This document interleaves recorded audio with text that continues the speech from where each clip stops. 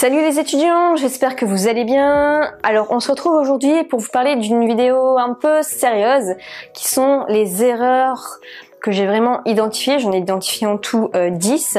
Les erreurs agitées en droit, des choses qui m'ont fait redoubler parce que j'ai redoublé ma première année de droit, parce que j'arrivais pas à vraiment prendre les bonnes habitudes, mais surtout j'ai fait ces 10 erreurs là. Donc je vais vous les expliquer une par une, c'est parti. Première chose, ça a été de faire des impasses pendant les révisions.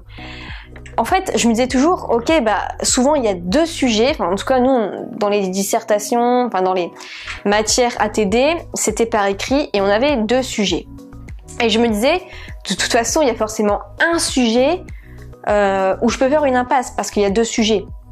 Et en fait, non, ça m'est déjà arrivé plusieurs fois où c'était sur le même sujet, sur la même thématique, le même chapitre, voire partie de cours. Et forcément, ça fait des catastrophes. Et parfois même, je me disais, ok, à l'examen, on a eu ce truc-là, ça ne va pas retomber pendant les rattrapages. Si, c'est possible. Donc, aucune impasse en droit, c'est trop important. Les deux sujets peuvent tomber sur la même thématique. Deuxième erreur, c'est faire un récitage de cours sans aucune démonstration juridique. Ça, je crois que ça a été ma principale erreur. En fait, on veut montrer ses connaissances, on veut argumenter avec des arrêts, on veut donner de la théorie du cours, on veut parfois réciter carrément les phrases exactes du cours. Et en fait, il n'y a aucune démonstration juridique derrière. Et c'est pas ça le but. Il faut vraiment qu'il y ait une démonstration juridique, quitte à ce qu'il y ait moins de connaissances. Troisième erreur, c'est de penser que 80% des matières que j'apprenais l'année en cours n'allaient me servir à rien.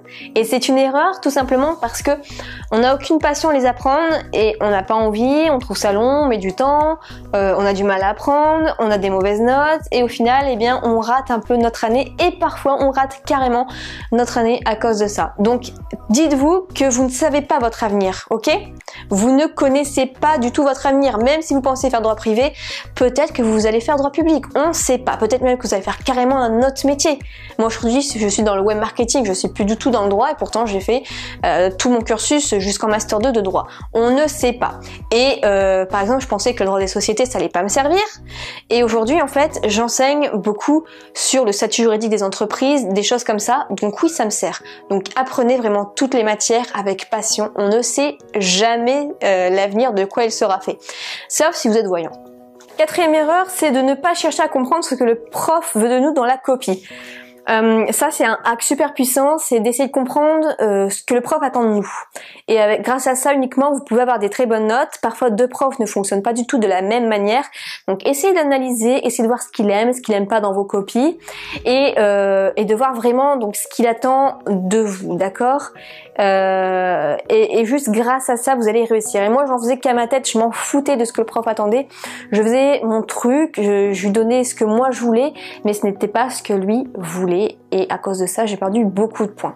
Cinquième erreur, c'est au niveau de l'organisation. En fait, je n'avais aucune méthode d'organisation vraiment stricte pour m'organiser.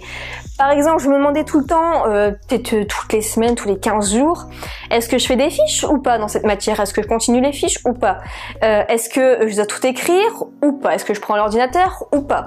Est-ce que j'apprends avec le format audio ? Est-ce que j'imprime tous mes cours et je faisais juste du fluo ? J'en avais aucune idée, je savais pas comment faire. Et au fur et à mesure, j'ai su avoir ma méthode d'organisation. C'est vrai qu'en première année, c'est pas évident. Moi, ce que je vous conseille de faire, c'est les matières où vous avez des oraux. Ça va être compliqué, vous n'êtes pas obligé de savoir tous les détails. Donc les matières où vous avez des oraux, vous faites des fiches, ok ? Vous faites des fiches parce que ça va mieux pour apprendre. Et les matières par contre à TD, vous ne faites pas de fiches, vous essayez d'apprendre le maximum de détails. Voilà la meilleure méthode d'organisation que moi j'avais en tout cas. Voilà, malheureusement, je l'ai su qu'arriver en master et ça m'a beaucoup aidé, mais c'est ce qui m'a fait redoubler aussi en L1. Sixième erreur, c'est de zapper d'aller en cours, de ne pas avoir envie d'aller en cours et espérer que quelqu'un va nous le donner. Ce n'est pas toujours le cas. Parfois la personne n'était pas là aussi. Parfois la personne n'a pas envie. Parfois elle vous dit clairement non. Parfois elle n'a pas écouté. Parfois le cours est mal pris.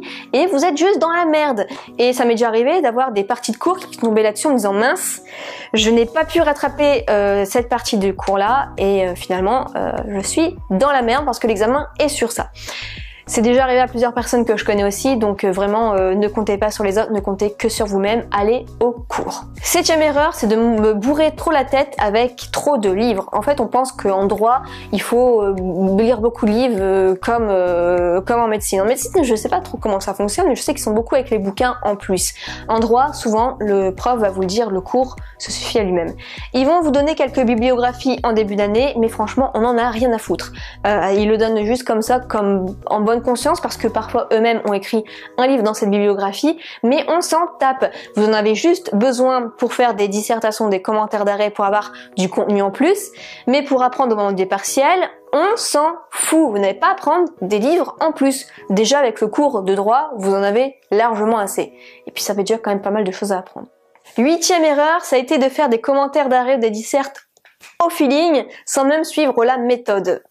Erreur aussi, il y a une méthode vraiment appliquée, il y a une méthodologie juridique à appliquer et il faut savoir l'appliquer. Si on n'en fait qu'à sa tête, si on suit son propre truc, son propre feeling, je la sens bien cette disserte, je vais faire comme ça, je vais parler de ça, n'oubliez pas de suivre la structure, la méthode, c'est très important. Neuvième erreur, ça a été de suivre les autres sur comment ils s'organisaient pour apprendre et de ne pas m'écouter moi-même.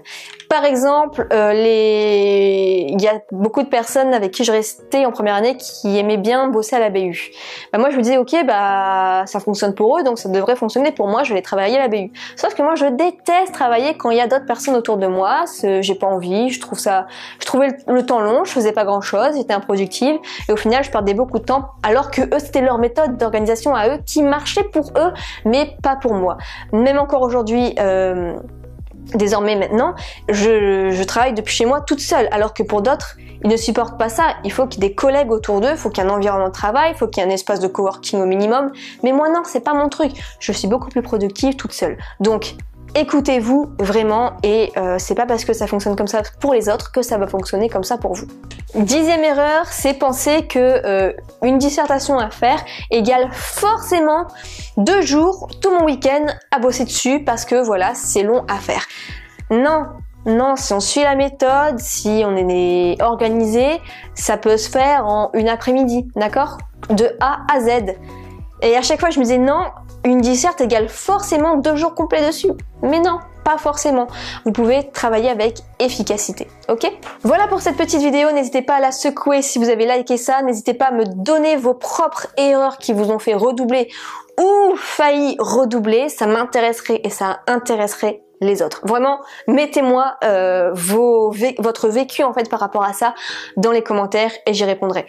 On se retrouve dans une prochaine vidéo, passez une excellente semaine, ciao!